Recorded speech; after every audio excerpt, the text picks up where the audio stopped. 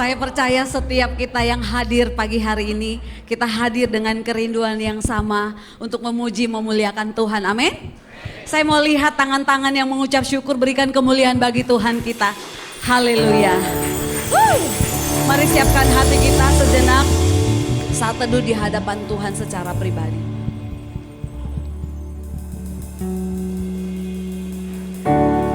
Kami ada sebagaimana kami ada hari ini Tuhan.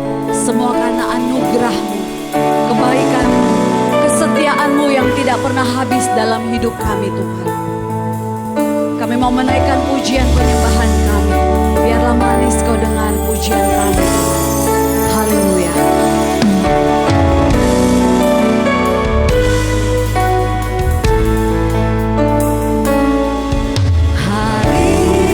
Hari-hari yang ku jalani, ku selalu rasakan kasih-Mu.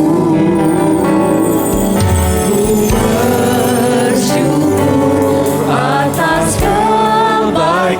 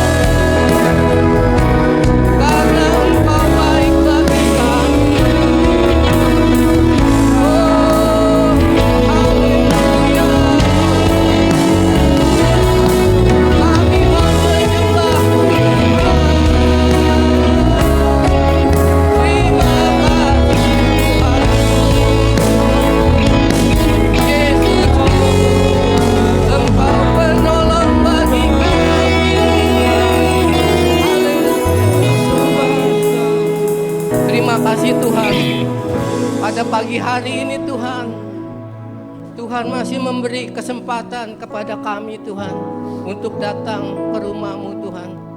Kami ingin mempersiapkan diri kami Tuhan untuk lebih dalam lagi Tuhan, tinggal di dalam hadirat-Mu Tuhan Yesus. Tuhan, biar Engkau tahu Tuhan apa yang kami alami di dalam kehidupan kami saat ini Tuhan. Biar Tuhan, Engkau masuk ke dalam hati kami Tuhan. Engkau lihat pikiran kami Tuhan. Mungkin kami datang dengan berbeban berat, letih lesu, dan membawa persoalan yang begitu berat. Tetapi kami yakin dan percaya Tuhan selalu menyertai kami Tuhan Yesus. Biar Engkau tolong kami semua Tuhan pada pagi hari ini Tuhan. Kami yakin dan percaya kuasa-Mu, hadirat-Mu ada di tengah-tengah kami Tuhan. Untuk melawat kami semua Tuhan. Pulihkanlah Tuhan jiwa-jiwa yang lelah, yang letih lesu Tuhan. Engkau bikin mereka semangat kembali Tuhan Yesus. Dalam nama Tuhan Yesus. Terima kasih Tuhan, biarlah nanti ketika kami boleh mendengarkan firman-Mu, biar firman-Mu boleh melembutkan hati kami Tuhan, sehingga kami boleh semakin hari semakin mengasihi Engkau Tuhan Yesus. Terima kasih Tuhan, biarlah Engkau urapi kami semua Tuhan, jemaat-Mu, pelayan-Mu yang membawakan acara ini Tuhan. Berkati Tuhan sehingga kuasa Tuhan, hadirat Tuhan hadir di tempat ini. Terima kasih Tuhan. Tuhan Yesus sudah memberkati kami semua. Haleluya. Amin. Haleluya. Katakan kepada 7 orang, Tuhan baik.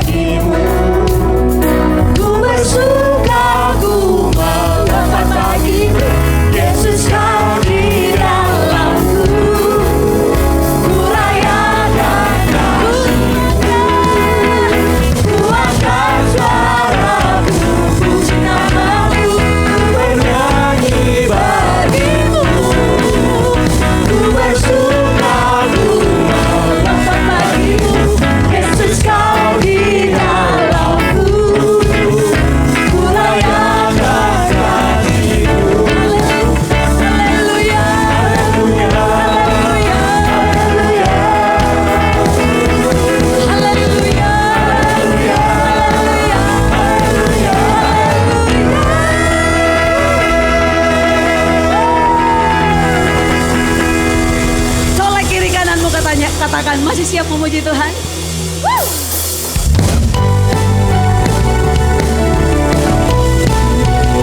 Kami siap merayakan Engkau lebih lagi Tuhan.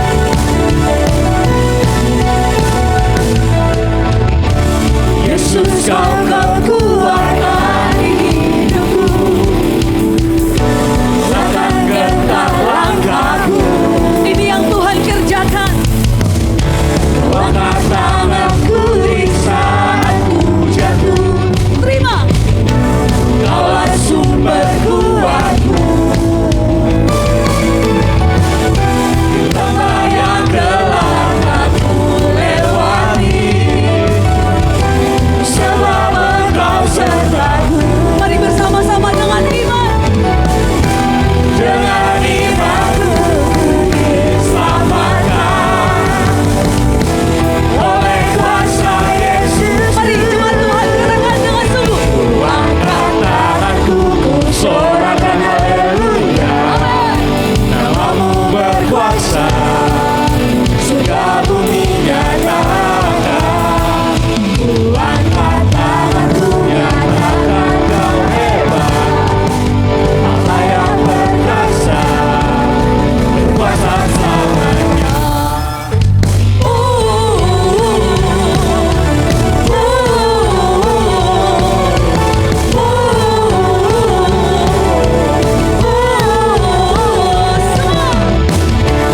Yesus, Kau kekuatan hidupku, Amin. takkan gentar langkahku. Kau angkat tanganku di saat ku jatuh. Kaulah sumber kuatku. Sekalipun Lembah yang gelap aku lewati, ada Yesus. sebab Engkau sertaku. Dengan imanku diselamatkan Siap ya? oleh kuasa Lompat yuk. Yeah. One, two. Angkat tanganku, sorakan haleluya. Namamu berkuasa, surga bumi nyatakan. Ku angkat tanganku, nyatakan Kau hebat, Allah yang perkasa, kuasa selamanya.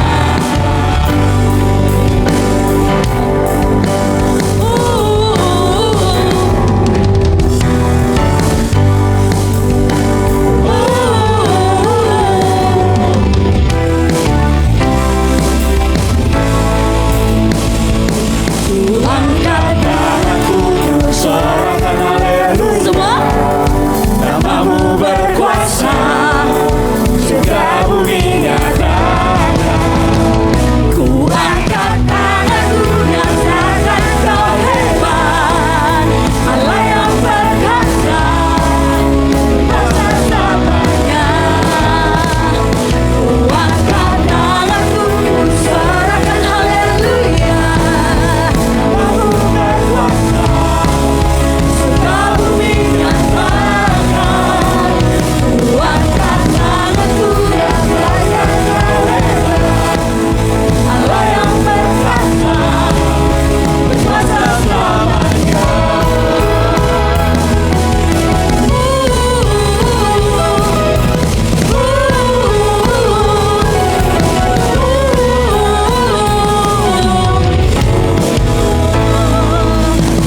Haleluya. Dia berkuasa atas seluruh ciptaannya. Amin. Silakan duduk Bapak Ibu. Mari kita siapkan hati untuk firman Tuhan.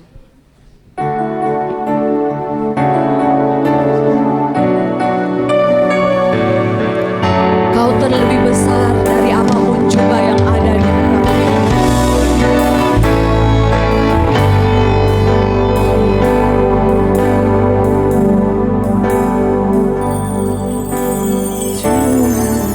Kau sungguh besar, karyamu sungguh ajaib. Tiada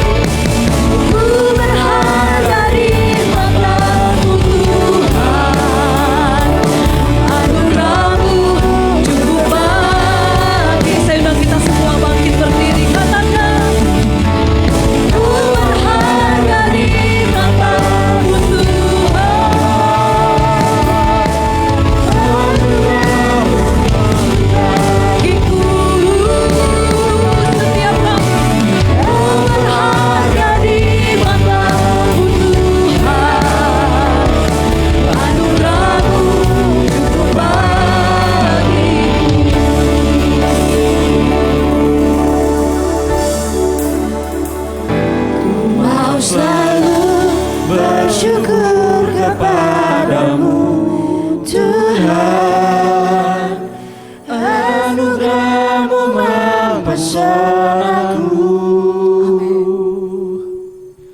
Selalu dan selalu kau angkat hatiku, kau membuatku berharga di matamu.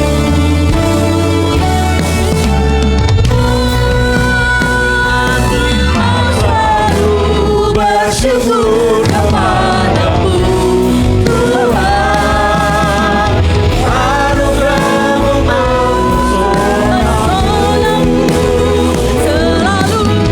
selalu dan selalu kau angkat hatiku, kau membuatku berharga di matamu. Dengan segenap hati karena Kau selalu bersyukur kepadamu, Tuhan.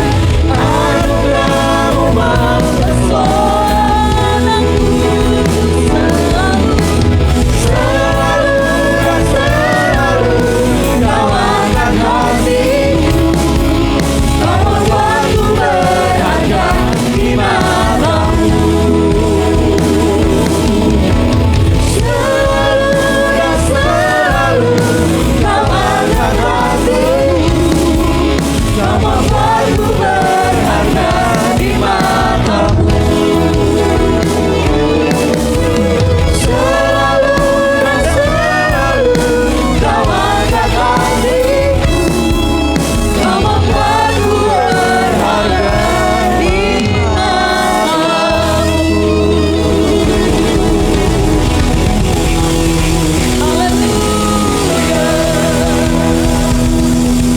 matamu. terima kasih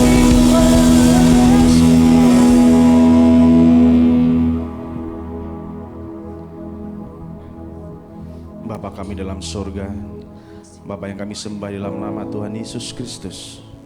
Terima kasih Bapa buat pagi menjelang siang ini Tuhan. Kalau Engkau masih memberikan kami kesempatan untuk kami boleh ada sampai saat ini Tuhan, semua hanya karena anugerah-Mu. Sebentar kami semua Tuhan anak-anak-Mu mau duduk diam mendengarkan kebenaran firman-Mu. Urapi setiap kami Tuhan, bahkan terlebih lagi urapi hati kami, supaya setiap firman Tuhan yang ditaburkan jatuh di tanah hati yang subur sehingga boleh tumbuh dan berbuah. Dan mampukan kami semua Tuhan untuk melakukan setiap kebenaran firman-Mu. Terima kasih Bapa, sembunyikan hamba-Mu di belakang salib-Mu, sehingga tidak sedikit pun hamba-Mu mencuri kemuliaan daripada Engkau Bapa.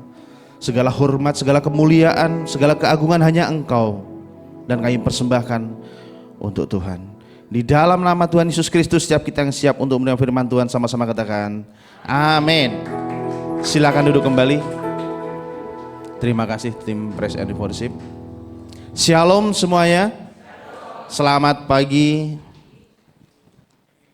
Kemarin kita sudah merayakan kenaikan Tuhan Yesus. Dan tentunya kenaikan Tuhan Yesus ke surga menjadi momen yang sangat luar biasa. Firman Tuhan pada pagi hari ini saya berikan tema penolong yang sejati. Boleh ditampilkan? Penolong yang setia. Kita buka firman Tuhan di dalam Yohanes 14 ayat yang ke-15, 16, ya sampai ayat 16. Saya akan bacakan bagi Bapak Ibu Saudara semuanya. Perikopnya, Yesus menjanjikan penolong. Jikalau kamu mengasihi aku, kamu akan menuruti perintah-perintahku. Aku akan minta kepada Bapa dan ia akan memberikan kepadamu seorang penolong yang lain supaya ia menyertai kamu selama-lamanya. Amin. Jika ada perbedaan mungkin saya memakai Alkitab yang editan terbaru. Ya. Bapak Ibu yang dikasihi oleh Tuhan, Yesus menjelaskan bahwa Dia akan memberikan penolong. Sebelum Yesus naik ke surga jauh-jauh hari Dia sudah mengatakan kepada para murid-muridnya bahwa Dia akan memberikan penolong. Siapa penolong itu? Penolong itu ialah Roh Kudus yang nanti akan kita peringati pada hari Sabtu. Hari Sabtu kalau nggak salah ya. Jadi kemarin kan kenaikan kan hari Rabu. Kamis ya. Ya, Kamis 10 hari lagi berarti Sabtu. Nah, nanti yang kita peringati hari Sabtu nanti Roh Kudus turun. Tapi saya percaya bahwa setiap kita, anak-anak Tuhan, orang-orang percaya, dalam diri kita masing-masing semuanya sudah memiliki Roh Kudus. Amin. Pada saat Tuhan Yesus naik ke surga dan menjanjikan penolong untuk kita, penolong itulah yang akan terus menyertai kita. Karena pada saat Tuhan Yesus di dunia, dia hanya bisa bersama dengan para murid-muridnya, 12 orang. Tetapi ketika Tuhan Yesus naik ke surga dan dia minta kepada Bapa untuk memberikan penolong, penghibur, maka setiap orang yang percaya dan mengaku bahwa Yesus adalah Tuhan dan Juru Selamat, maka dalam dirinya ada Roh Kudus. Tapi ada syaratnya. Ketika Yesus mengatakan, aku akan memberikan penolong, itu ada syaratnya. Syaratnya apa? Ya syaratnya Yesus harus naik ke surga. Ketika Tuhan Yesus masih di dunia, masih tetap di dunia bersama dengan murid-muridnya, atau mungkin kalau sampai saat ini mungkin Yesus masih ada, sang penolong itu tidak akan turun. Karena ada Yesus di dunia. Jadi syarat utama sang penolong itu apa? Yesus harus naik ke surga. Saya kayak melihat wajah-wajah yang saya di depan, apa yang saya sampaikan paham ya. Jadi ketika Tuhan Yesus masih di dunia, ya hanya satu tok Tuhan Yesus. Tapi ketika Tuhan Yesus kembali ke surga, maka Yesus minta kepada Bapa untuk memberikan penolong yang tidak bisa dibatasi oleh ruang dan waktu dan bisa hadir dimanapun. Tapi ketika Tuhan Yesus pada saat itu hanya Yesus saja, ya ketika dia di Galilea ya hanya di Galilea, ketika dia di Nazaret ya hanya di Nazaret. Dia tidak bisa hadir dimanapun. Ketika Yesus mati di atas kayu salib dan dia bangkit, dan pada akhirnya dia naik ke surga, maka Yesus minta kepada Bapa untuk memberikan seorang penolong pribadi, maaf bukan seorang, pribadi yang bisa hadir dimanapun. Maka itu pada saat Yesus naik ke surga, murid-murid berdoa menunggu datangnya penolong itu. Maka ketika murid-murid dilewat oleh Roh Kudus, murid-murid sangat dahsyat dan luar biasa. Bapak Ibu yang dikasihi oleh Tuhan, ada 3 hal yang akan saya sampaikan di sini. Ketika Yesus menjanjikan penolong kepada kita semua, dan Yesus naik ke surga, kenapa? Kenapa harus naik ke surga dulu dan penolong itu turun? Kenapa enggak pada saat Yesus ada di dunia dan ada penolong juga? Yang pertama yang akan saya sampaikan, kita baca di dalam Kisah Para Rasul pasal yang pertama. Kisah Para Rasul pasal yang pertama, ayat yang ke-6 sampai dengan ayat yang ke-8. Yesus diangkat ke surga. Lalu ketika berkumpul, mereka bertanya kepadanya, kepada Yesus, Tuhan, maukah engkau pada masa ini memulihkan kerajaan bagi Israel? Jawab Yesus kepada mereka, kamu tidak perlu mengetahui masa dan waktu yang ditetapkan Bapa sendiri menurut kuasanya. Tetapi kamu akan menerima kuasa bila Roh Kudus turun ke atas kamu, dan kamu akan menjadi saksi-saksiku di Yerusalem, di seluruh Yudea dan Samaria dan sampai ke ujung bumi dan sampai ke BSD saat ini. Amin. Bapak Ibu, yang pertama yang mau saya sampaikan, kenapa Sang Penolong itu harus turun Tetapi Yesus harus naik dulu ke surga. Yang pertama yang saya sampaikan adalah supaya merubah fokus murid-murid. Pada ayat yang ke-6 dikatakan, murid-murid Yesus tanya kepada Yesus, Tuhan, maukah engkau pada masa ini memulihkan kerajaan bagi Israel? Yesus melayani bersama dengan murid-muridnya 3,5 tahun. Dan berulang-ulang kali Yesus mengatakan bahwa apa yang dia kerjakan di dunia selama 3,5 tahun itu untuk kerajaan surga.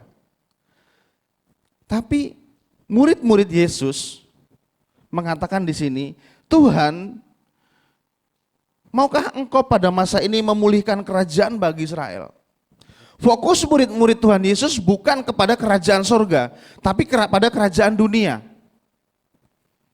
Padahal dari setelah Tuhan Yesus bangkit dari kubur, 40 hari sebelum Yesus naik ke surga, berkali-kali Tuhan Yesus mengajarkan tentang kerajaan surga. Tetapi murid-murid Tuhan Yesus belum mengerti.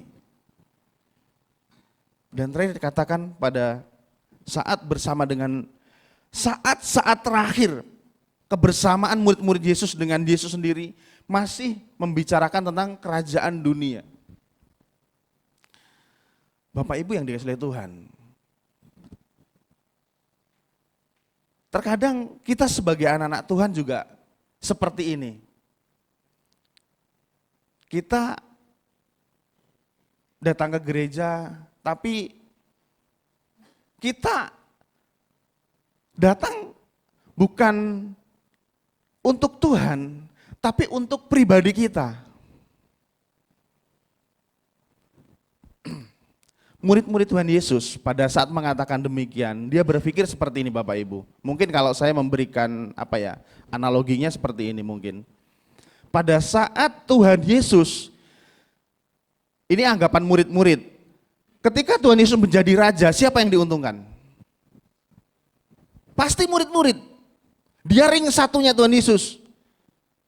Dan murid-murid Tuhan Yesus pasti, kalau istilah sekarang mungkin jadi menteri lah gitu, jadi menko gitu ya. Itu yang ada di pikiran murid-murid Tuhan Yesus. Jadi makanya berulang kali murid-murid Tuhan Yesus, maukah engkau pada masa ini memulihkan kerajaan bagi Israel? Murid-murid Yesus berpikir bagaimana dia bisa untung, bagaimana dia bisa menjadi orang-orang di sekeliling Yesus, ring satunya. Sekarang udah selesai masa pemilihan dan sudah terpilih siapa yang terpilih. Yang diuntungkan siapa? Orang-orang di sekitarnya Prabowo. Pasti dia minta jatah, menteri lah apalah, bahkan ada yang berdoa sampai minta jatah kursi. Iya, sekarang yang lagi viral ya. Bapak Ibu yang dikasihi Tuhan, sama halnya dengan murid-murid Yesus pada saat dia masih sama dengan Yesus pun, dia berpikirnya bukan untuk kerajaan sorga, tapi berpikirnya untuk kerajaan dunia. Bagaimana murid-murid Yesus nanti bisa menjadi orang-orang yang dipercaya, menjadi orang-orang yang bisa memimpin bersama Yesus ketika dia mendirikan kerajaan. Dan mungkin bahkan ketika Yesus benar-benar menjadi raja, ahli Taurat dan orang-orang Farisi mungkin juga berdoa, mudah-mudahan saya juga dapat kursi lah bersama dengan Yesus.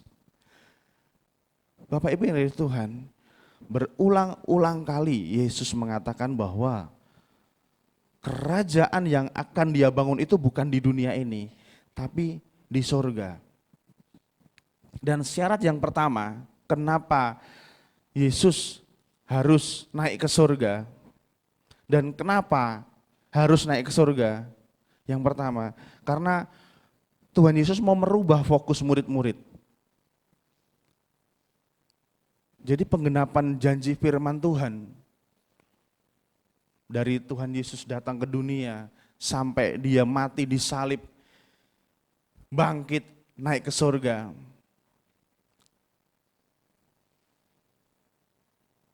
Saya berpikir seandainya saja Tuhan Yesus masih ada sampai sekarang, tidak banyak orang yang percaya, tidak banyak orang yang percaya bahwa keselamatan itu ada dalam Yesus. Karena apa? Karena hanya terbatas.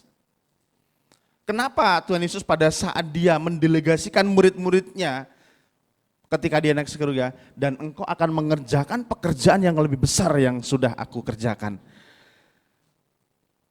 Dan terbukti setelah murid-murid Tuhan Yesus menerima kuasa, menerima penghibur itu, menerima penolong itu, yang akan kita peringati nanti hari Sabtu, Petrus menjadi orang yang militan dan luar biasa. Dia menginjil, dan bukan hanya menginjil tapi dia bersaksi. Karena dia murid Tuhan Yesus, dia melihat dengan mata kepala dan dia bersama-sama dengan Yesus. Dan pada saat Yesus di dunia, dia tahu. Bapak Ibu yang dikasihi Tuhan, ketika kita datang ke gereja, datang kepada Tuhan, dengan fokus yang berbeda, dengan fokus yang salah. Ya seperti halnya murid-murid ini.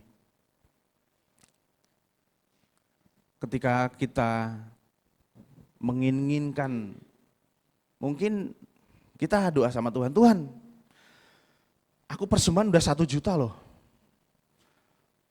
Kan doanya kan akan dilipat gandakan. Berapa kali lipat? 100 kali lipat. Petio kalau orang bilang ya. Akhirnya apa? Kita hitung-hitungan sama Tuhan. Fokusnya sudah salah. Dari sini kita belajar. Mari kita rubah fokus kita. Supaya kita bisa menerima kuasa, kita bisa menerima penghibur Sang Penolong, yaitu Roh Kudus. Yang akan terus menyertai kita. Yang kedua, kenapa Yesus harus naik ke surga? Dalam Kisah Rasul pasal yang pertama, ayat yang ketiga, saya bacakan.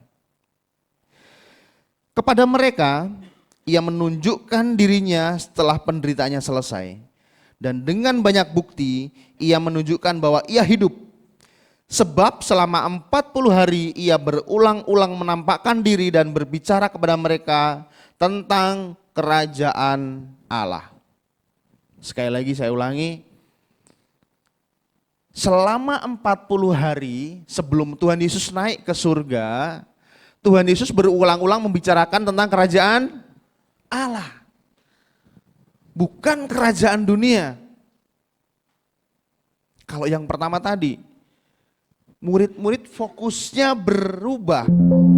Murid-murid fokusnya salah. Yang kedua adalah Yesus mau mendewasakan iman murid-murid. Jadi bisa dibilang ketika murid-murid bersama dengan Tuhan Yesus, iman mereka masih iman anak-anak. Iman yang belum dewasa. Kenapa? Karena berulang-ulang Yesus sudah mengajarkan, berulang-ulang Yesus sudah mengatakan bahwa yang Tuhan Yesus kerjakan itu bukan tentang kerajaan dunia. Bukan kerajaan yang sementara, tapi kerajaan yang kekal, yang sifatnya bukan fana, tapi sifatnya kekal selama-lamanya. Bukan 1 tahun, 10 tahun, 100 tahun, atau mungkin 1000 tahun, tapi selama-lamanya. Selama-lamanya itu tidak terbatas. Nah, di dalam Kisah Para Rasul ayat yang pertama ini, sebelum Tuhan Yesus pergi, meninggalkan murid-muridnya.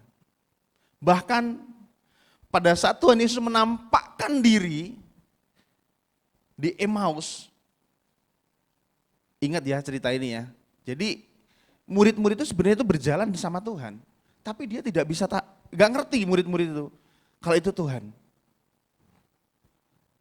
Nah ini yang membuat bahwa mereka belum paham bahwa sebenarnya Yesus turun ke dunia itu bukan untuk memulihkan kerajaan Israel, tapi untuk menyelamatkan umat manusia.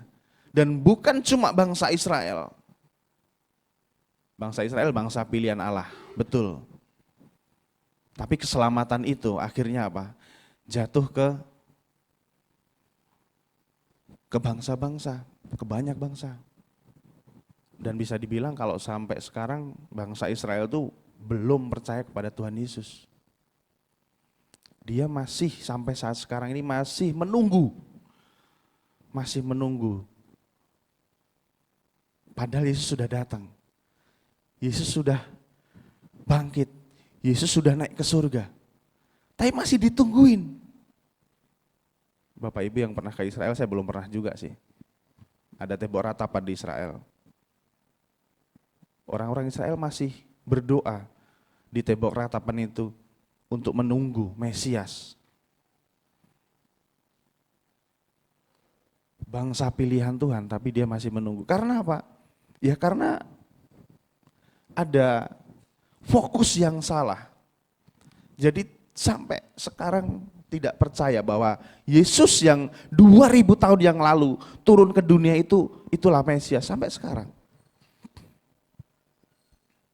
Kita sebagai anak-anak Tuhan yang menerima anugerah, keselamatan dengan cuma-cuma, kita percaya bahwa Yesus yang dulu lahir, mati dan bangkit itu adalah Mesias.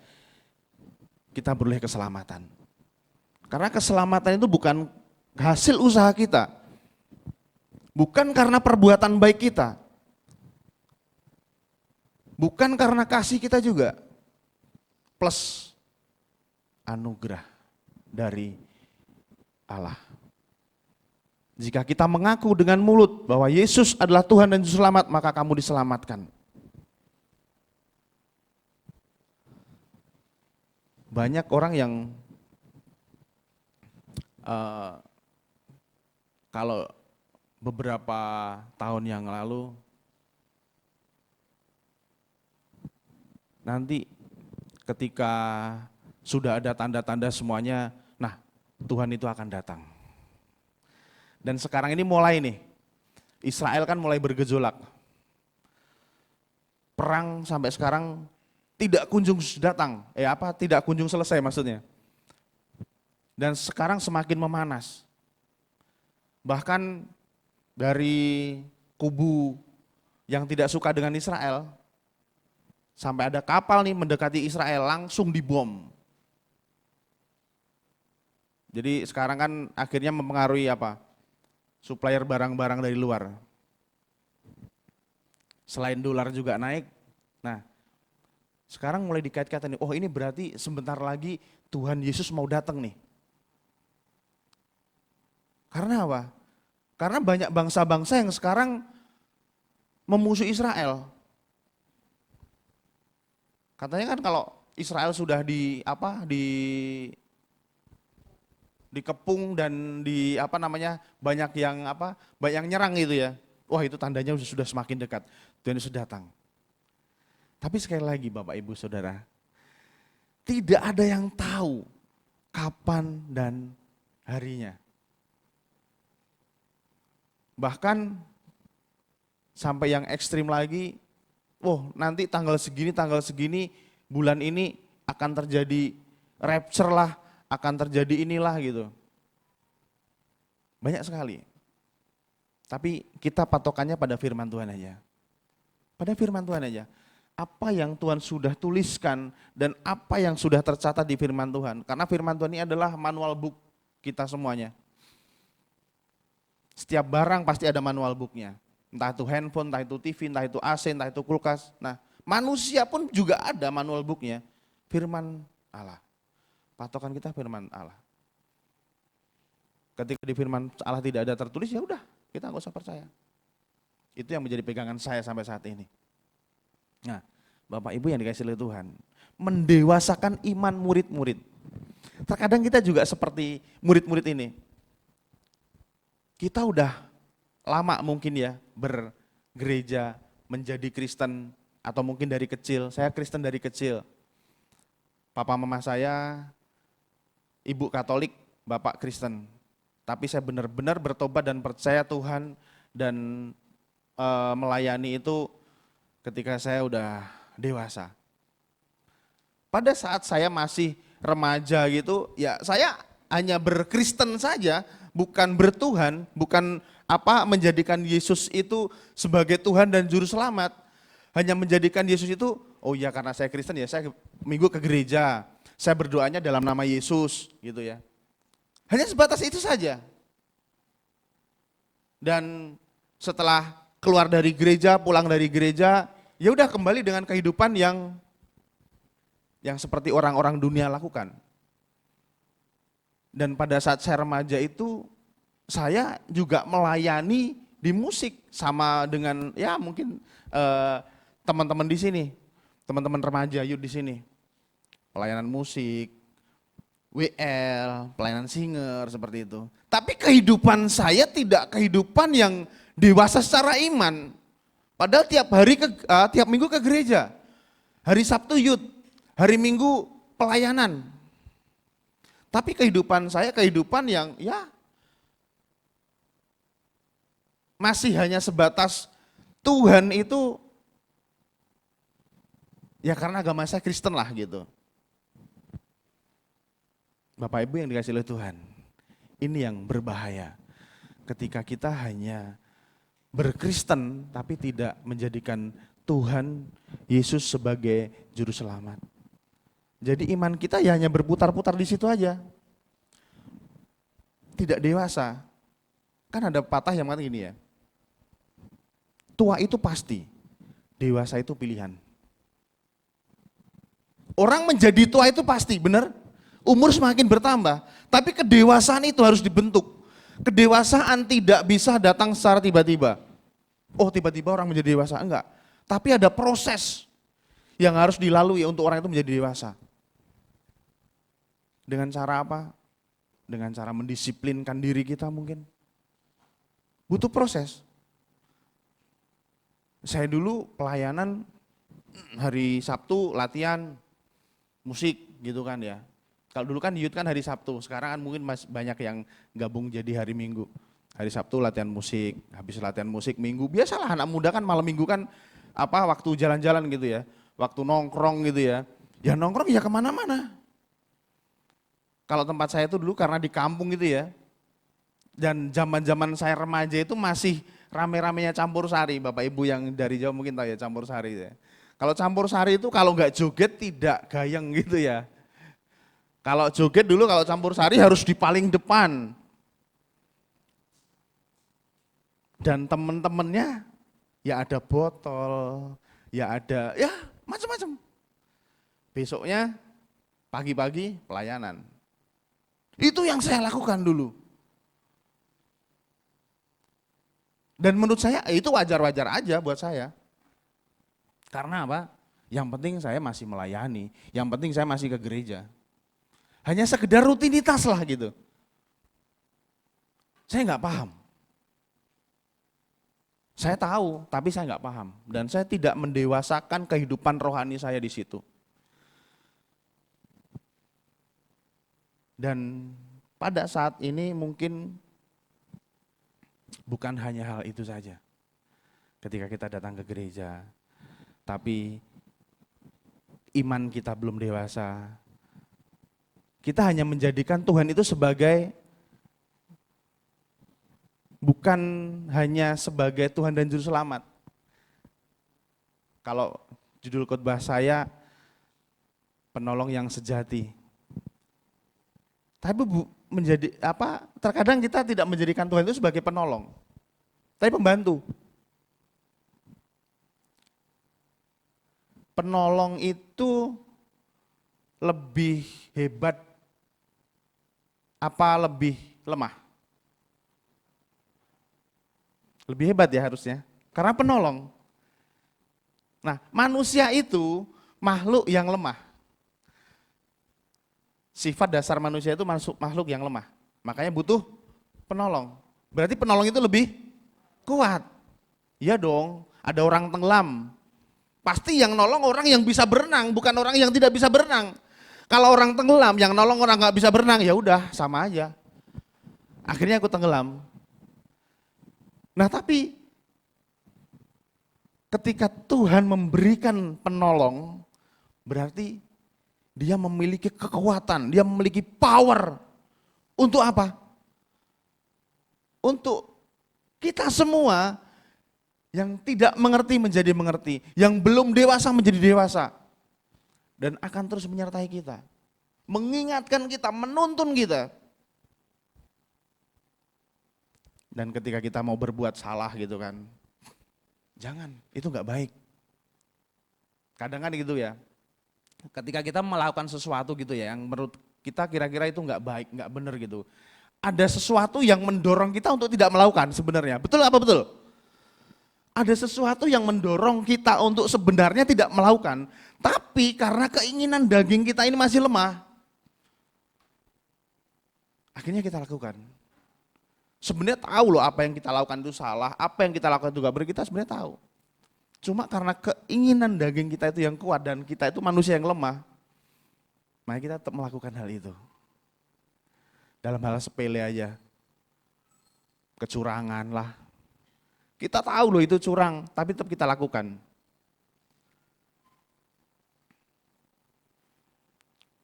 Saya kerja di chemical sekarang. Jadi saya banyak tahu tentang bahan-bahan kimia. Pak Cacing mungkin lebih tahu lagi lah. Senior Pak Cacing. Bahan kimia itu kalau dioplos atau dicampur, itu kalau diaplikasikan dengan bahan-bahan yang lain, jadinya berbahaya. Tapi banyak orang-orang yang melakukan hal itu. Contoh kasus tahun kemarin tentang gagal ginjal akut yang menyerang anak-anak. Itu salah satunya itu ada bahan chemical yang dioplos dengan bahan lain yang berbahaya. Makanya ada yang EG lah, DEG. Nah, Bapak Ibu, ketika kita berbisnis dan kita curang, kita memanipulasi supaya dapat untung, sebenarnya kita tahu itu enggak bagus. Sebenarnya kita tahu itu salah. Sebenarnya kita tahu itu berdosa dan pada akhirnya itu akan banyak menimbulkan kerugian. Tapi tetap kita lakukan. Itulah. Kita belum dewasa secara iman. Kita ngerti kok itu salah. Hanya sebatas pingin untung. Sama halnya dengan kehidupan kita bergereja, bertuhan.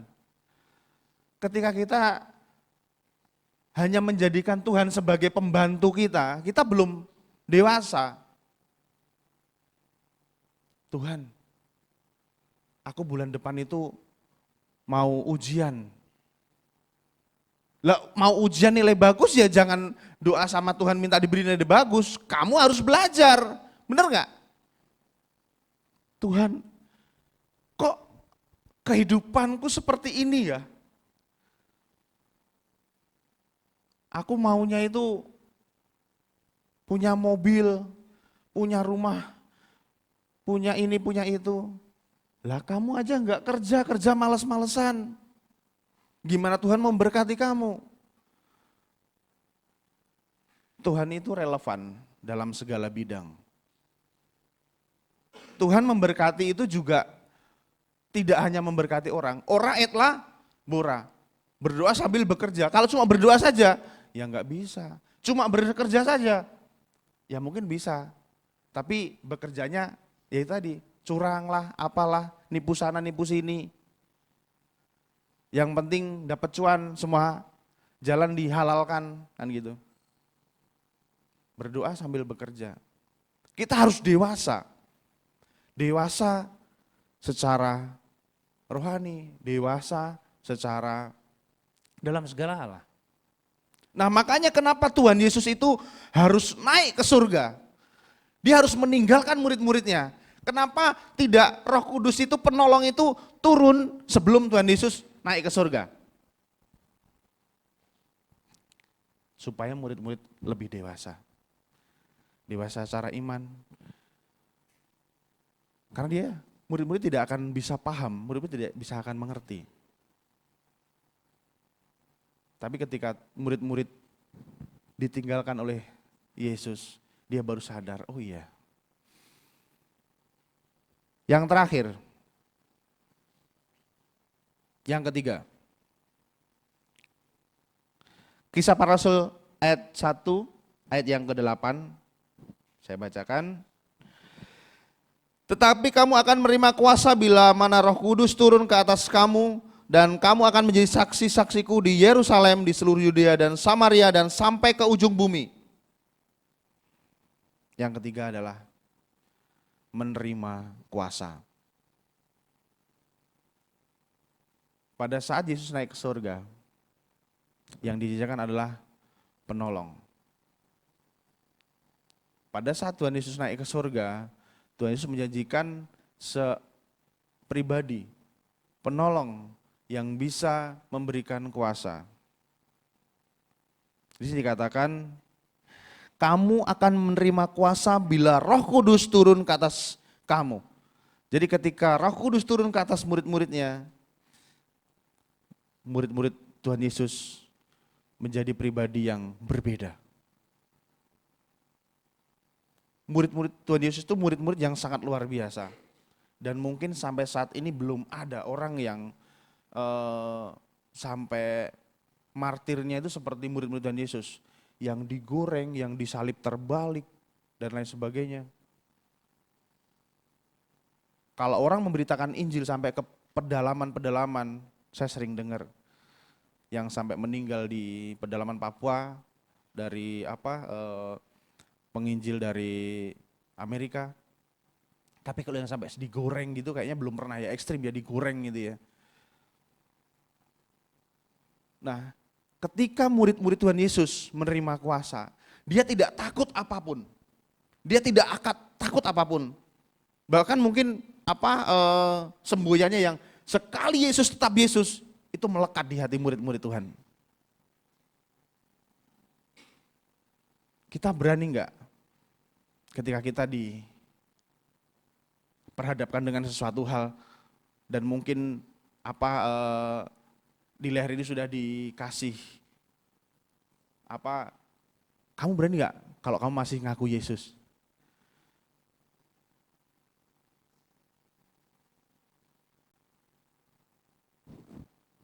Saya berpikir,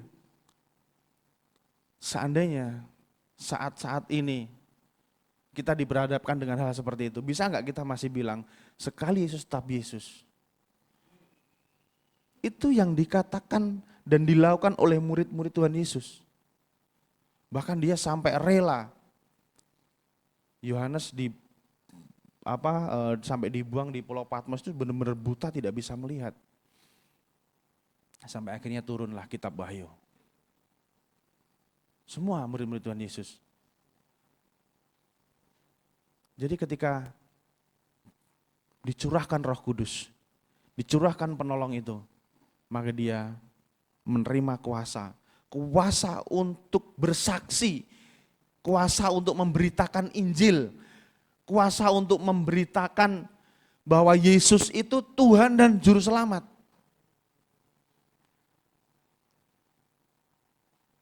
Tapi harga yang dibayar luar biasa oleh murid-murid Tuhan Yesus. Dia harus rela untuk dia disiksa, dia dibuang, dia dianiaya. Tapi ketika semuanya itu terjadi, bukan semakin mengecilkan semangat murid Tuhan Yesus, semakin berkobar-kobar, semakin berkobar-kobar. Pada akhirnya firman Tuhan bisa diberitakan sampai ke seluruh dunia dan sampai ke BSD saat ini. Itu karena apa? Karena murid-murid Tuhan Yesus sudah menerima kuasa. Dan sekarang gantian kita. Ketika kita menerima kuasa, Roh Kudus itu, apakah kita mau? Apakah kita juga sama dengan murid-murid Tuhan Yesus yang kita berkobar-kobar untuk memberitakan Injil, berkobar-kobar untuk melayani, kemanapun Tuhan utus, kemanapun Tuhan mau. Ini yang dilakukan oleh murid-murid Tuhan Yesus. Karena apa? Janji Tuhan Yesus yang dikatakan, ketika bila mana Roh Kudus turun ke atas kamu dan kamu akan menjadi saksi-saksiku. Saksi itu berat apa enteng? Berat ya. Tidak banyak orang yang menjadi saksi. Dan bahkan orang yang mengerti kebenaran pun tidak banyak yang mau menjadi saksi. Karena saksi itu memang berat. Beberapa tahun kemarin sedikit saya bersaksi.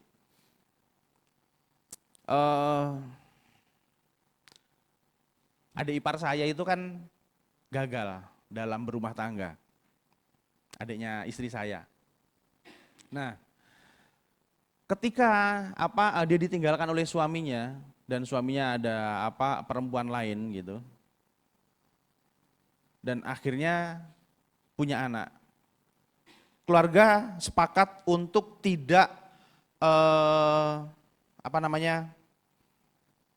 pokoknya kami tidak mensetujui lah hal itu gitu. Tidak mensetujui hal itu. Jadi ya udah biarin aja, kalau memang dia mau meninggalkan dia tinggalkan saja. Tapi statusnya di dalam pernikahan masih menjadi suami istri. Kan gitu. Karena belum bercerai. Dan akhirnya pada suatu saat karena sang anak dari yang istri yang baru itu sudah lumayan besar, pertama besar kan butuh surat-surat gitu ya. Bingung akhirnya, karena posisinya kan tidak ada surat cerai. Akhirnya bingung, datanglah ke keluarga kami dan dia tolong dong itu intinya surat permintaan cerainya suruh ditandatangani lah gitulah supaya sah gitu kan. Jadi dia bisa menikah dengan wanitanya itu. Dan akhirnya keluarga kami tetap kekeh, nggak bisa. Datang ke kakaknya Petris yang gembala di Wonogiri, kami nggak mau. Kalau kamu mau silahkan jalani kehidupan kamu, tapi kami tetap memegang prinsip. Dan singkat cerita, akhirnya peristiwa itu, kejadian itu sampai bergulir ke pengadilan, nuntut untuk supaya bisa cerai gitu. Bapak Ibu yang dikasihi Tuhan, saya akan bersaksi di sini bahwa perceraian Kristen itu lebih susah daripada perceraian agama lain. Itu sampai berbulan-bulan, kalau perceraian agama lain itu yang penting kita datang ke kantor urusan agama, kita ngurus, talak dan sebagainya udah dapat gitu ya. Kalau perceraian agama Kristen enggak. Akhirnya sebenarnya sih kami singkat cerita di akhir cerita kami kalah. Cuma kekalahan kami itu karena tidak adanya saksi. Nah, ini yang akan saya sampaikan. Om kami itu juga gembala di tempat kami. Dan om kami itu tahu persis bagaimana kejadian dari awal sampai akhir. Karena apa? Kami itu semuanya sebenarnya suami itu teman saya. Teman dari kecil sekolah minggu, teman main musik, teman pelayanan di itu. Sebenarnya om saya itu tahu, tapi apa? Diminta tolong untuk menjadi saksi tidak mau. Sama sekali tidak mau. Kenapa saksinya bukan kakak? Nggak bisa, karena masih keluarga. Saksi itu harus yang bukan keluarga. Seperti itu. Nah, yang mau saya ceritakan seperti ini. Kenapa seorang saksi itu berat? Karena saksi itu harus mempertanggungjawabkan apa yang dia sampaikan. Dan saksi itu disumpah, biarpun di luar sana itu banyak saksi-saksi dusta. Betul gak? Saksi yang menyampaikan tidak sesuai dengan apa yang terjadi. Saksi yang menyampaikan apa yang tidak sesuai dengan faktanya. Nah, singkat cerita akhirnya tidak ada saksi. Kami kalah. Nah, itulah yang membuat saksi itu berat. Dia harus menyaksikan hal yang sebenarnya terjadi. Akhirnya ada satu pengacara yang memang dia itu berpihak kepada kami dan dia benar-benar loyal membela kami dan sepeser pun tidak mau dibayar. Karena apa? Lawyer ini dia anak Tuhan dan dia takut akan Tuhan. Kenapa saya bisa ngomong seperti ini? Karena dia juga prihatin. Banyak anak-anak Tuhan yang dia itu tidak paham dengan hal ini. Dia mungkin belum dewasa.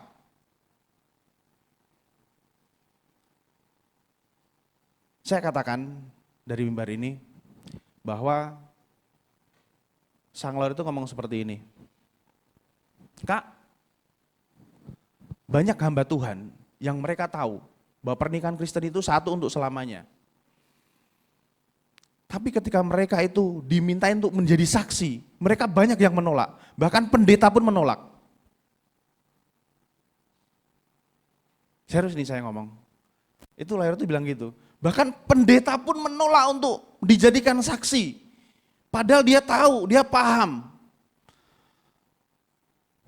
Akhirnya, terus gimana, Bu? Ya kalau tidak ada saksi gak bisa. Karena di persidangan itu wajib hukumnya harus ada saksi yang membela. Jadi sebenarnya untuk pernikahan Kristen itu sebenarnya susah untuk bisa bercerai. Tapi kembali lagi karena kedegilan hati itu yang menjadikan. Nah, Bapak Ibu, jadi dari kejadian itu akhirnya kami kalah karena apa? Karena tidak ada saksi. Dan lawyer itu setelah kejadian yang membela kami itu kan, dia sepakat, dia mau memberikan edukasi, dia mau memberikan penyuluhan kepada hamba-hamba Tuhan di daerah kami. Karena nggak tahu apakah daerah kami itu memang hamba Tuhannya juga tidak mengerti, akhirnya dia mau memberikan penyuluhan. Seperti ini, seperti ini, seperti ini, seperti ini. Sampai sekarang masih komunikasi juga. Tapi akhirnya singkat cerita kami kalah dan oke, nggak apa-apa. Tapi kami sudah memberikan statement bahwa kami sebenarnya tidak. Itu. Dan saya bilang, karena saya sebenarnya hanya kakak ipar kan, saya bilang ke istri saya aja. Ya udah, yang penting adik kamu kasih tahu. Udah. Nah, Bapak Ibu yang dikasihi Tuhan, dari apa yang saya sampaikan, biarlah kita juga sama-sama belajar. Firman Tuhan itu kan pedang bermata dua, apa yang saya sampaikan pasti kena ke saya dulu. Apa yang membuat kita itu tidak dewasa iman? Apa yang membuat kita itu tidak bisa menerima kuasa? Itu yang kita sama-sama bisa belajar. Karena ketika kita sudah menerima kuasa, seperti dari visi dari gereja ini, keluarga dalam Kristus yang bersaksi. Tentunya kita harus bersaksi, iya enggak? Kita harus mau bersaksi. Keluarga dalam Kristus yang bersaksi, kita harus bisa menyaksikan bagaimana Tuhan itu menjadi penyelamat, menjadi penolong, menjadi raja. Bukan hanya kepada keluarga kita, tapi bisa kepada orang-orang lain. Dan tentunya bersaksi itu harus benar-benar sesuai dengan apa yang terjadi. Bersaksi itu bukan hanya kita ngomong, Tuhan itu seperti ini loh. Tapi juga mencerminkan bagaimana apa yang kita omongkan itu. Kalau Tuhan itu kasih, ya kita harus kasih. Kalau Tuhan itu berkorban, kita juga berkorban. Kalau Tuhan itu melayani, ya kita melayani. Saya teringat 2017 setelah saya tidak full timer di Roxy, banyak teman-teman saya pelayanan, bahkan ada beberapa hamba Tuhan yang bilang ke saya, nanya ke saya, karena udah gak jarang ketemu saya di Roxy kan, bro, lu sekarang full timer di mana? Karena orang kalau pelayanan itu kan identiknya full timer gitu ya. Saya bilang ke teman-teman saya sekarang sudah tidak full timer bro, saya sekarang full heart, saya bilang gitu. Saya sekarang sepenuh hati aja untuk Tuhan. Jadi kemana Tuhan utus, saya ada. Jadi tidak dibatasi lagi. Dan ketika teman-teman saya tahu seperti itu, oh yaudah, kamu pelayanan di tempatku aja, nggak usah full timer. Kamu pelayanan di sini aja, nggak usah full timer. Enggak. Saya tunggu Tuhan aja kemana. Itu. Nah, Bapak Ibu yang dikasihi Tuhan, apa yang saya sampaikan di sini ketika kita menerima kuasa, kita menjadi saksi Tuhan, kita harus bisa. Bukan harus bisa, harus mau. Karena pelayanan itu bukan suatu bukan suatu pekerjaan, tapi suatu keharusan. Suatu bukti bahwa kita itu mengasihi Tuhan. Suatu bukti bahwa kita itu anak-anak Tuhan, murid-murid Tuhan. Orang Tuhan datang ke dunia itu melayani kok, bukan untuk dilayani. Jadi kita kalau mengaku kita sebagai murid-murid Tuhan, anak Tuhan, ya kita juga harus melayani. Melayani Tuhan. Ya, dalam hal ini saya bersyukur bisa menjadi bagian dalam keluarga Oikos, keluarga dalam Kristus yang bersaksi. Biarlah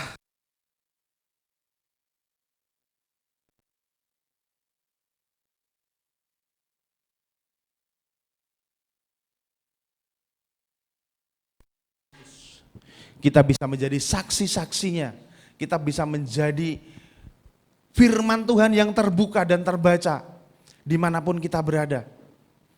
Di dalam keluarga kita, di dalam lingkungan, kita bisa menjadi cerminan firman Tuhan. Kita bisa menjadi cerminan Kristus.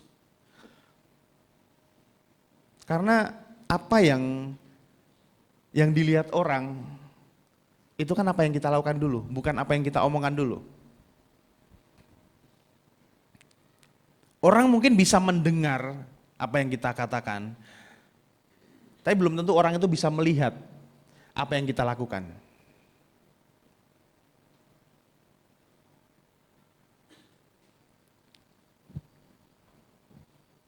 Jadi firman Tuhan pada siang hari ini, pagi menjelang siang hari ini, ketika kita menjadi saksi Tuhan, ketika kita menjadi suratan Kristus yang terbuka, mau nggak mau, suka nggak suka, kita itu udah jadi saksinya Tuhan.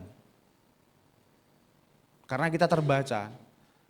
Nah, kita mau menjadi saksi yang baik atau saksi yang tidak baik, itu yang menentukan kita sendiri. Karena kita yang dibaca sama orang lain. Dan orang itu kan kalau membaca itu kan sesuai dengan perspektif mereka masing-masing. Oh, Anton itu seperti ini loh ternyata orangnya. Saya juga harus mau dong dinilai seperti itu, karena kan pandangan orang kan sesuai dengan apa yang mereka lihat tentang saya. Bukan apa yang saya omongkan, bukan apa yang saya katakan. Kamu ngomongnya seperti itu, tapi perbuatanmu gak seperti itu. Kamu ngomongnya seperti itu, tapi tingkah lakumu gak seperti itu. Kan begitu. Jadi apa yang dia lihat, apa yang dia katakan, kalau nggak sama ya orang pasti. Begitu juga murid-murid Tuhan pada saat itu mungkin juga menghadapi hal itu juga. Yang notabene mereka berhadapan dengan saudara-saudaranya sendiri. Orang-orang Yahudi yang mereka keras kepala, mereka tegar tengkuk, dibilangin nggak ngerti-ngerti. Jangankan orang lain, murid Yesus aja juga keras kepala yang sudah tahu bahwa Yesus itu Tuhan dan Juru Selamat. Ya sekarang gantian murid-murid Yesus, menjadi saksi kepada saudara-saudara sendiri. Banyak ditolak. Bukan hanya ditolak, tapi dianiaya. Nah, kita sebagai murid-murid Tuhan juga siap dengan hal itu. Siap ditolak oleh keluarga kita sendiri mungkin. Siap dicaci maki oleh siapa? Oleh tetangga kanan kiri kita. Baru-baru kemarin di sebelah situ ya, di mana? Victor, orang lagi doa dibubarin. Sampai ribut. Hal seperti itu baru doa, dibubarin. Gimana kalau kita bikin kebaktian di sana? Bapak Ibu yang dikasihi oleh Tuhan,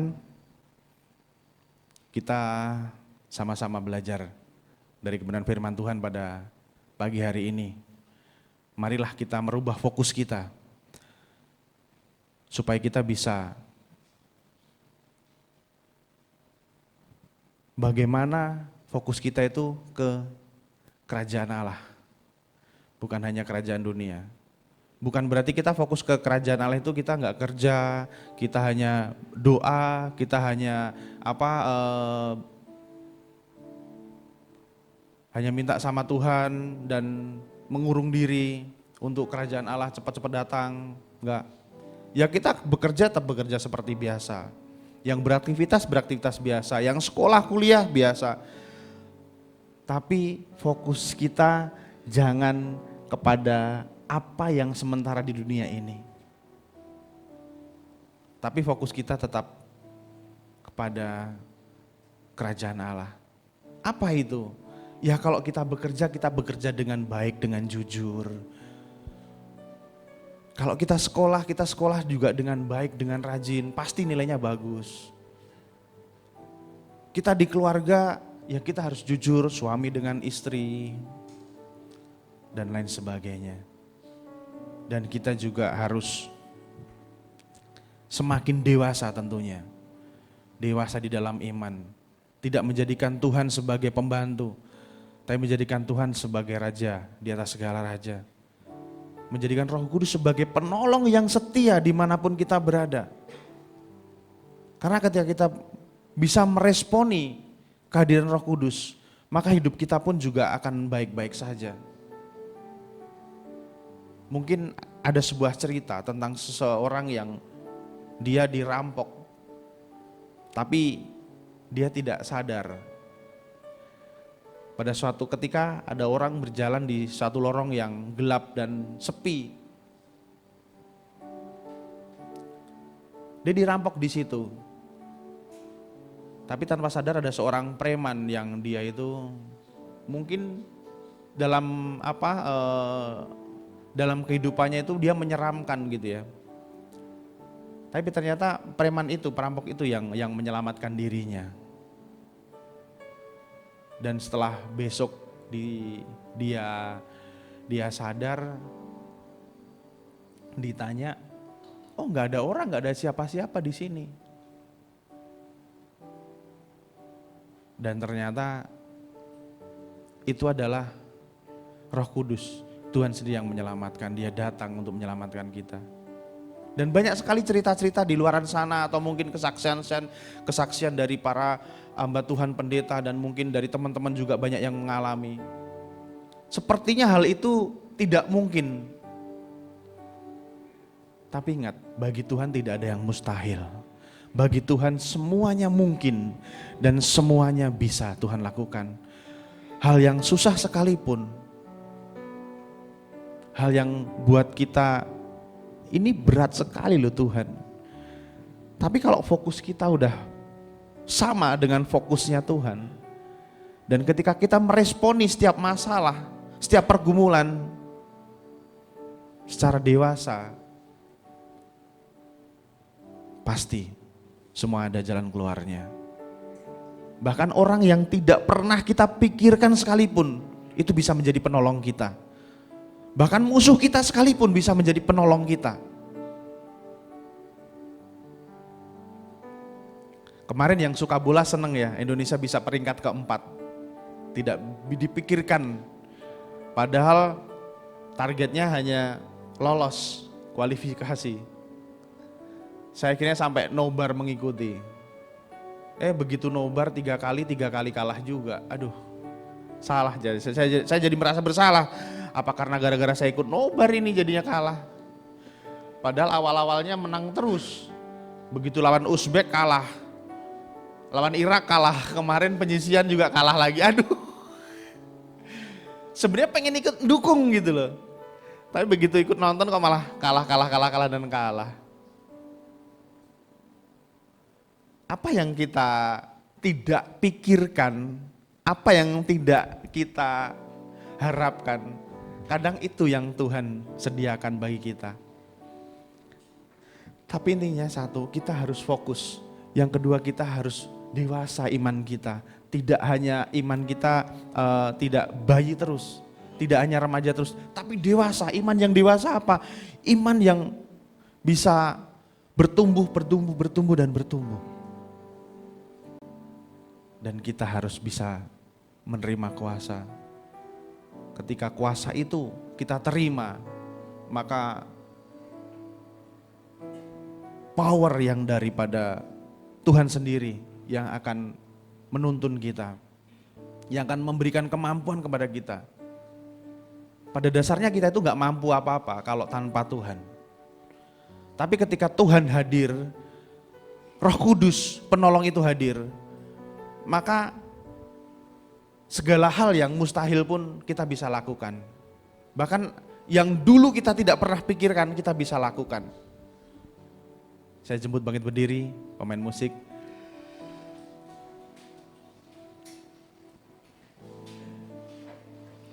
Kita naikkan pujian yang terakhir tadi.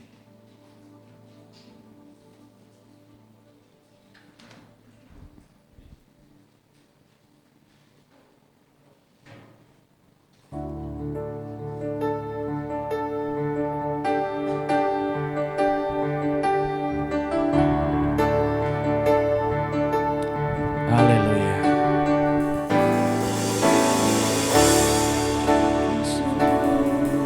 Amin.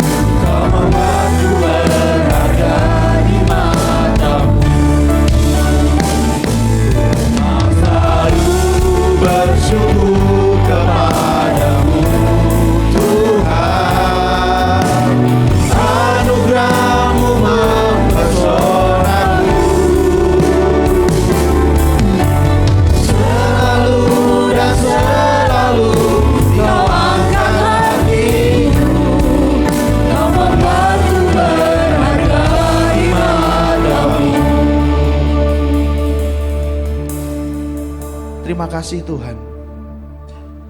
Biarlah kami semua, anak-anak-Mu di tempat ini, keluarga COC, keluarga di dalam Kristus yang bersaksi, ketika kami menerima kuasa yang daripada Engkau, biarlah kami semua Tuhan menjadi saksi-saksi Kristus yang mau bersaksi dan menceritakan bagaimana keajaiban Tuhan, kedahsyatan Tuhan.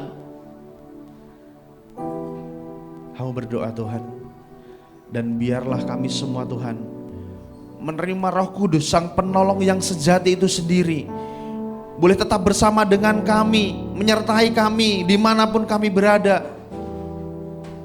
menolong setiap kami.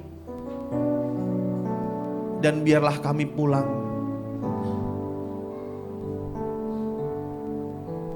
dengan membawa sukacita daripada Bapa Surgawi.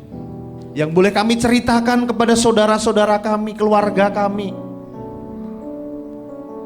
yang boleh kami saksikan kepada orang-orang di sekitar kami, yang mereka butuh pertolongan, yang mereka tidak punya pengharapan. Ketika kami datang, mereka menjadi manusia-manusia yang berpengharapan dalam Kristus. Terima kasih Tuhan buat pengorbananmu. Terima kasih Tuhan, Engkau yang sudah naik ke surga dan memberikan kami penolong. Biarlah sang penolong yang sejati itu boleh terus menyertai kami dimanapun langkah kami berada, menjadikan kami pribadi-pribadi yang dewasa bersama dengan Tuhan, pribadi-pribadi yang terus fokus kepada kerajaan Allah. Ketika kami bekerja, ketika kami beraktivitas, ketika kami kuliah, ketika kami sekolah, fokus kami tetap kepada kerajaan Allah. Sehingga semakin hari semakin nama Tuhan dipermuliakan oleh hidup kami. Karena kami tidak sama dengan dunia, kami berbeda dengan mereka. Kami menjadi pribadi yang mencerminkan Kristus. Ketika orang melihat kami, orang-orang melihat Kristus dalam diri kami. Mampukan kami semua Bapa, mampukan kami semua untuk melakukan pekerjaan Tuhan seperti yang sudah dilakukan oleh murid-murid Yesus. Ketika menerima kuasa, dia menjadi pribadi yang luar biasa, yang mau bersaksi. Begitu juga dengan kami semua Tuhan. Biarlah kami menjadi keluarga Kristus yang bersaksi. Terima kasih Tuhan. Firman Tuhan sudah selesai, tapi Roh Kudus-Mu terus bekerja dalam setiap kehidupan kami, yang memampukan kami, memberikan kekuatan kepada kami, sehingga kami muncul sebagai orang-orang yang menang, bahkan lebih dari pemenang. Terima kasih Bapa, terima kasih Yesus. Kami kembalikan segala hormat, segala kemuliaan hanya bagi Tuhan. Di dalam nama Yesus, setiap kita yang sudah diberkati sama-sama katakan amin. Ya, terima kasih Bapak Anton yang sudah menyampaikan firman Tuhan buat kita semua. Baik Bapak Ibu, kita akan mempersiapkan persembahan kita yang terbaik untuk Tuhan. Saya mengundang Ibu Rita untuk berdoa untuk persembahan kita.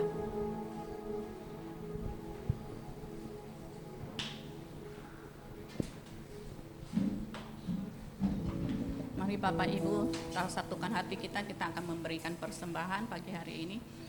Mari kita sama-sama berdoa. Bapa yang baik, Roh Kudus yang manis, kembali siang hari ini Tuhan, kami mengucap syukur dan terima kasih kepadamu Tuhan. Karena kami tahu Tuhan Yesus, hanya di dalam Engkau Tuhan, ada jalan kebenaran dan hidup. Engkau adalah satu-satunya Allah yang hidup bagi hidup kami Tuhan. Tanpa Engkau kami tidak mampu dan tidak sanggup. Engkau telah mati bagi kami Tuhan. Engkau telah naik ke surga Tuhan, memberikan seorang penolong bagi kami. Kami mengucap syukur Tuhan, kami mempunyai seorang penolong yang selalu setia menuntun kami, membimbing kami Tuhan. Sehingga di setiap sepanjang hidup kami Tuhan, kami boleh dipimpin oleh Roh-Mu Tuhan. Sehingga kami ada sampai saat ini Tuhan. Kami percaya ini semua karena Roh-Mu yang memimpin kami Tuhan. Kami mengucap syukur Tuhan, sehingga kami tidak Tuhan tersesat di jalan Tuhan. Tanpa Roh-Mu yang membimbing kami Tuhan, kami tidak mampu dan tidak sanggup Tuhan. Kami bersyukur dan berterima kasih Tuhan, karena kami mempunyai Allah yang luar biasa. Dan Tuhan, kami mau menjalani hidup ini Tuhan, biarlah Tuhan dipimpin oleh Roh-Mu sesuai kehendak-Mu dan rencana-Mu Tuhan. Dimanapun kami berada Tuhan, kami boleh menjadi saksi-saksi-Mu Tuhan. Menuntun kami, semakin hari kami semakin dewasa, semakin taat dan takut Engkau, dan semakin setia Tuhan untuk melayani Engkau Tuhan. Dimanapun kami berada Tuhan, banyak Tuhan orang boleh melihat Tuhan, ada Roh-Mu di dalam hidup kami Tuhan. Dan orang Tuhan boleh membaca Tuhan di setiap hidup kami Tuhan, bahwa Kristuslah dalam hidup kami. Kemuliaan hanya bagi-Mu Tuhan. Terima kasih Tuhan. Saat ini kami juga bawa Tuhan hamba-Mu yang sudah menyampaikan firman-Mu, Bapak Anton Tuhan. Kau juga berkati dia senantiasa Tuhan dalam rumah tangganya Tuhan Yesus. pekerjaannya, pelayanannya Tuhan Yesus, dimanapun dia melayani Tuhan, dia juga boleh menjadi saksi-Mu, boleh menjadi terang dan boleh bersinar dimanapun mereka berada, sehingga banyak jiwa-jiwa boleh diselamatkan Tuhan. Terima kasih Tuhan Yesus, saat ini Tuhan kami serahkan anak-anak-Mu Tuhan, yang akan memberikan yang terbaik bagi-Mu Tuhan saat ini. Biarlah Tuhan kiranya Engkau suci kuduskan tangan, hati, jiwa dan pikiran kami. Biarlah kami memberikan dengan keikhlasan kami Tuhan. Kami bersyukur Tuhan saat ini kami masih dapat memberi Tuhan yang terbaik bagi Engkau. Kiranya Engkau berkati tangan-tangan yang memberi Tuhan, berkati anak-anak-Mu Tuhan, berkati pekerjaan mereka Tuhan, apa yang mereka kerjakan Tuhan, usaha mereka, pekerjaan mereka Tuhan, Engkau selalu turut campur tangan Tuhan. Engkaulah yang membuat mereka berhasil dan beruntung Tuhan, menjadikan mereka kepala bukan ekor yang terus naik dan tidak pernah turun Tuhan, sehingga dimanapun mereka berada Tuhan, mereka boleh menjadi berkat Tuhan. Kami percaya Tuhan di dalam Engkau Tuhan ada kemenangan lepas kemenangan Tuhan. Biarlah Tuhan berkat-berkat yang kami berikan Tuhan boleh menjadi dupa yang harum, boleh Engkau pergunakan Tuhan untuk memperluas kerajaan-Mu di tempat ini. Terima kasih Tuhan Yesus, terima kasih kami serahkan Tuhan. Marilah kita siap memberi yang terbaik, kita sama-sama katakan amin. Selamat memberi, Tuhan Yesus memberkati.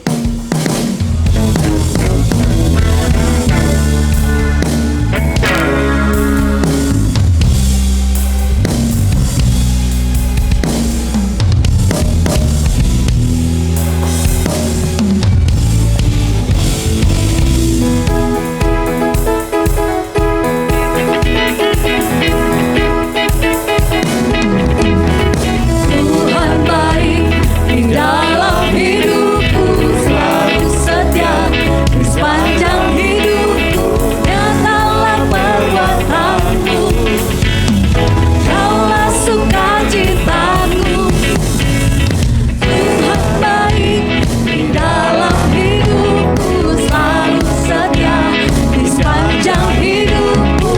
Nyatalah perbuatanmu, Kaulah sukacitaku. Haleluya, ku bersorak, Tuhanku luar biasa. Haleluya, ku bersorak, Tuhanku dahsyat berkuasa. Ku angkat tanganku, puji nama-Mu, ku bernyanyi bagimu. Ku bersuka cuma melompat bagimu, Yesus Kau di dalamku, ku rayakan kasih-Mu. Haleluya, haleluya, haleluya, haleluya, haleluya. Terima kasih untuk persembahan Bapak Ibu, Tuhan Yesus memberkati. Silakan selanjutnya.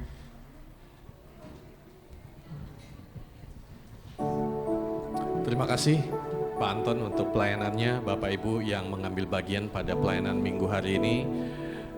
Singer, WL, pemusik, usher, multimedia, Tuhan memberkati pelayanan dan kehidupan Bapak Ibu sekalian. Saya menyambut jemaat yang baru pertama kali hadir dalam ibadah pada pagi hari ini dapat bangkit berdiri.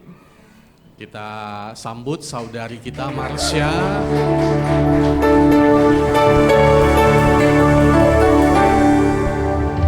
Selamat datang Marsha. Marsha ini teman dari Manda ya, teman dari Manda. Baru pertama kali ibadah di tempat ini, tapi udah beberapa kali datang ke tempat ini. Kami mengundang Marsha untuk beribadah kembali minggu-minggu selanjutnya dapat beribadah di tempat ini. Tuhan memberkati Marsha. Bapak Ibu, seperti yang kita ada di belakang figura, ada komitmen gereja kita. 2 minggu ke depan gereja kita akan diaudit oleh akuntan publik untuk keuangannya. Jadi mohon dukungan Bapak Ibu Saudara sekalian supaya audit kita bisa berjalan dengan baik. Di poin Bapak Ibu yang mungkin belum pernah baca atau mungkin udah lupa bisa lihat ada poin kelima dari komitmen kita untuk bergereja di tempat ini bahwa keuangan gereja ini akan dikelola secara transparan dan akan diaudit oleh akuntan publik yang independen. Mohon maaf jemaat di tempat ini ada beberapa akuntan publik, tapi mohon maaf kita tidak memakai jasa akuntan publik dari jemaat ini untuk menjaga independen, supaya bukan jemaat yang mengaudit gereja tetapi orang di luar sana yang mengaudit gereja kita. Sesudah proses audit yang memakan waktu mungkin 1-2 minggu ke depan selesai, laporan auditnya akan kita sampaikan kepada ketua-ketua sel. Tapi Bapak Ibu Saudara sekalian, jemaat yang gereja ini keuangannya dipakai buat apa dan sebagainya, nanti ketika laporannya sudah selesai, silakan dibaca, silakan dilihat uang persembahan 1 tahun, uang persembahan kita berapa ya, 1 bulan uang persembahan kita berapa, semua tercatat. Uang persembahan dipakai untuk apa, biaya listrik berapa, biaya PK berapa, gaji full timer berapa, semua akan tercatat dengan jelas. Bapak Ibu diberikan akses seluas-luasnya, bukan hanya ketua oikos, jemaat, semua jemaat yang pengen tahu, kita buka akses seluas-luasnya untuk bisa melihat keuangan gereja ini dipakai untuk apa. Jadi di poin kelima bahwa keuangan gereja dikelola dengan transparan, kita mau benar-benar jalankan, semua jemaat bisa melihat kemana dan apa keuangan dipakai untuk keperluan apa, semua bisa terlihat dengan jelas. Itu saja pengumuman pada minggu hari ini. Silakan dilanjut, ada pengumuman tambahan.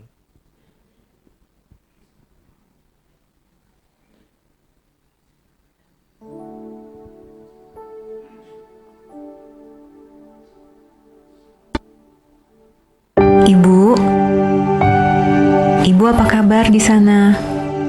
Aku kangen. Aku lagi pusing banget sama Sal, Bu. Makannya susah. Apa-apa susah.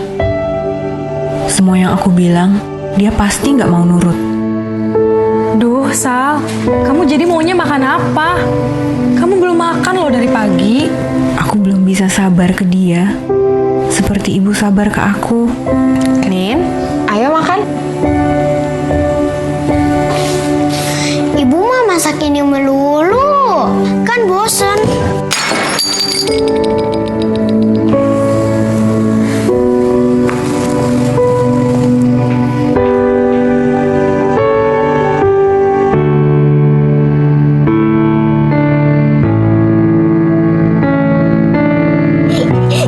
Ayo dong. Aku sering ngeluh, sering marah sama Sal.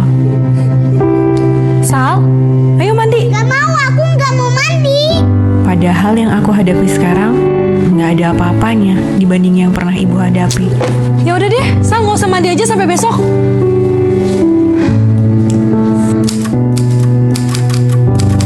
Meskipun dulu hidup kita susah dan aku selalu minta lebih, ibu selalu kuat, ibu selalu senyum, dan ibu selalu berusaha bikin aku senyum. Nin, kamu nggak mandi. Gak mau ah. Teman-teman kamu udah main di luar. Kamu nggak mau ikutan? Enggak ah. Habis baju Nin udah jelek semua, Bu.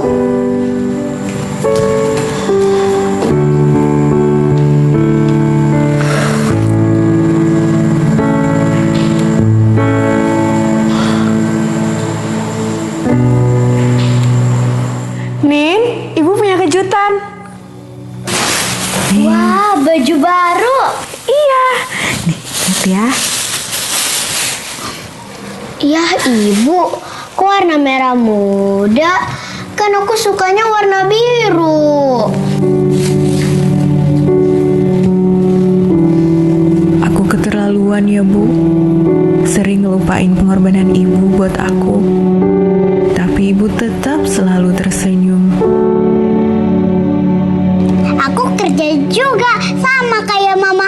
Sal, kok dimainin sih?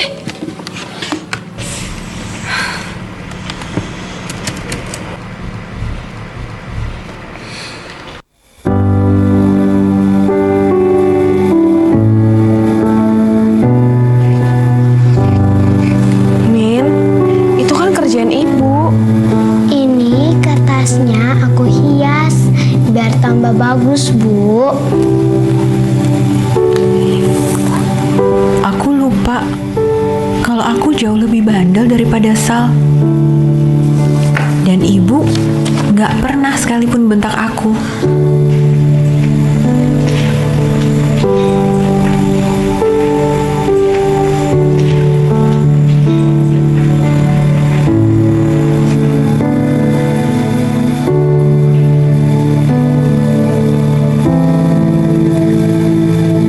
Sal, mulai sekarang Sal gak boleh deket-deket laptop Mama. Ngerti ya? Mama tuh gak tidur semalaman ngerjain ya. Kalau aku udah marah sama Sal, ujung-ujungnya pasti aku menyesal. Ibu, aku merasa gagal jadi ibunya Sal.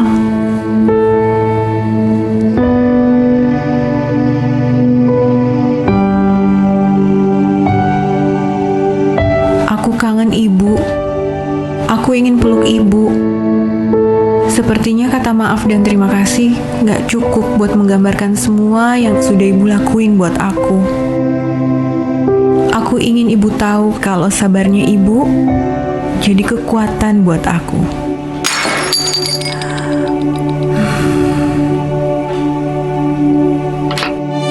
Ini buat Mama.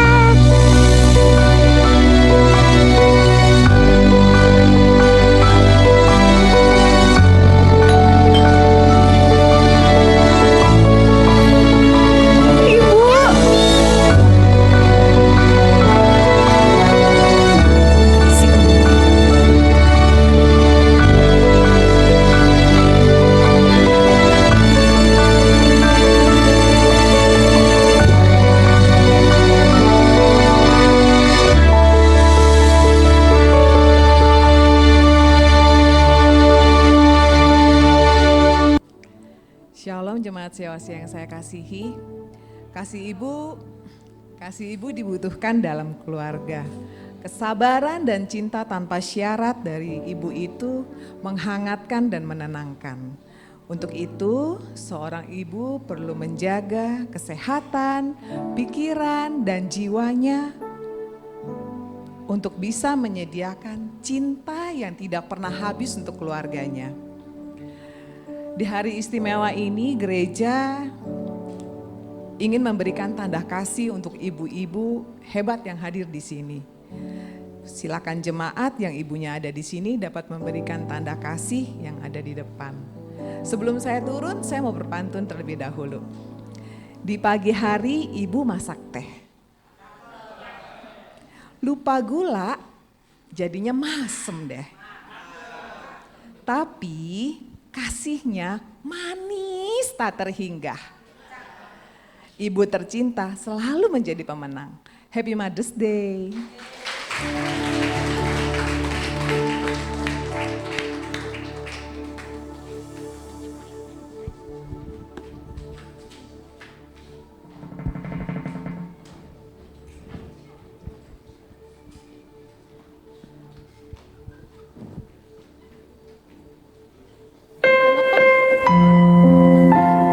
Kami dari Sekolah Minggu ingin mempersembahkan lagu untuk ibu-ibu di tempat ini.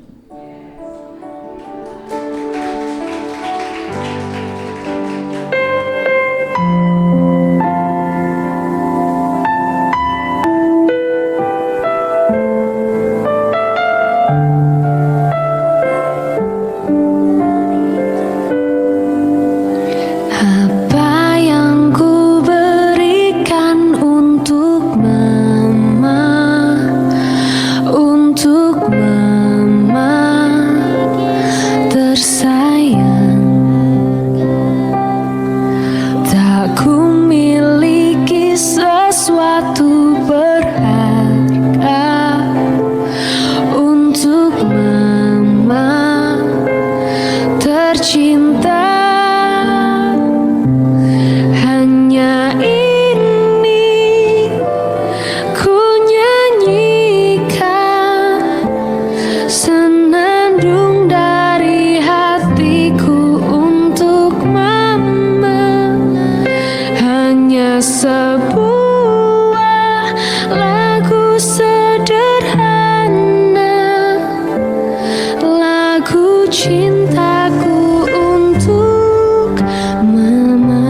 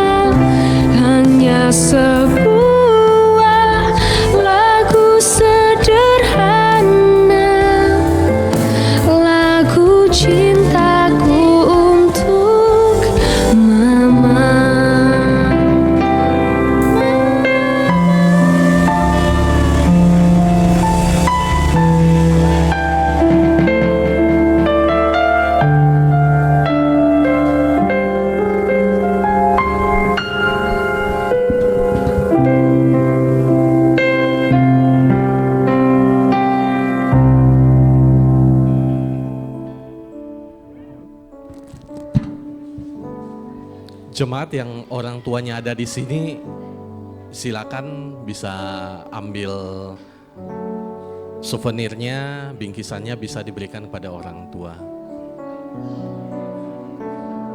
Masih ada?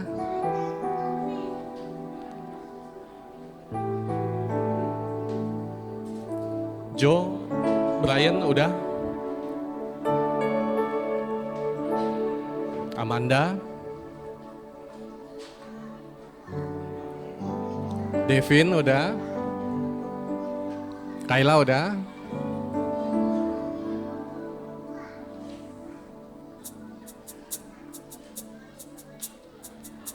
Elsie udah? Belum? Manda?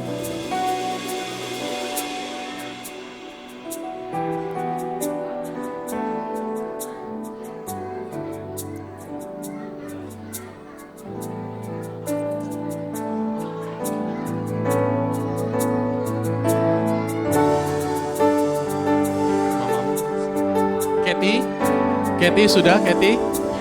Tolong kasih, udah Kathy udah.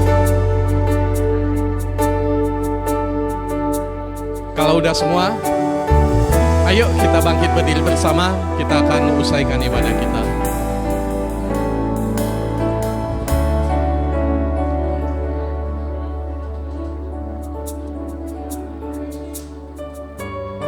Pak Cacing udah?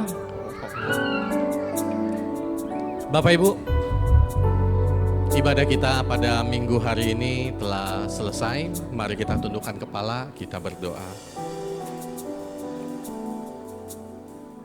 Terima kasih untuk hari yang indah, minggu yang indah pada hari ini ya Bapak.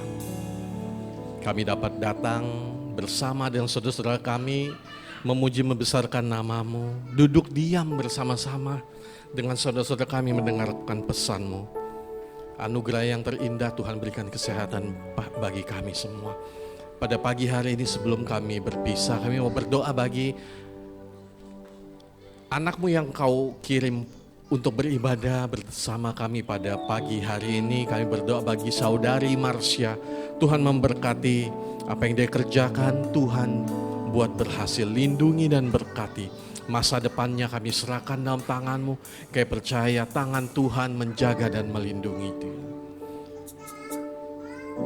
Setiap anak-anak-Mu yang mengambil bagian pada pelayanan pada pagi hari ini, kami bersama-sama seluruh jemaat GBI Geraha Oikos berdoa, Tuhan kiranya memberkati mereka berlimpah-limpah. Apa yang mereka kerjakan, pelayanan mereka, kehidupan mereka, Tuhan memberkati dengan luar biasa. Jemaat yang Tuhan kasihi, ibadah kita telah selesai. Angkatlah tanganmu dan terimalah berkat dari Tuhan. Tuhan memberkati engkau dan melindungi engkau. Tuhan menyinari engkau dengan wajahnya dan memberi engkau kasih karunia. Tuhan menghadapkan wajahnya kepadamu dan memberi engkau damai sejahtera. Terimalah perlindungan dari Allah Bapa, kasih karunia yang tak akan pernah habis dari Yesus Kristus, pertolongan, bimbingan, penyertaan dari Allah Roh Kudus yang akan selalu hadir di sepanjang hidupmu. Terimalah berkat ini dalam nama Allah Bapa, Anak dan Roh Kudus, dalam nama Tuhan Yesus Kristus. Sama-sama kita katakan, amin. Tuhan memberkati kita semua.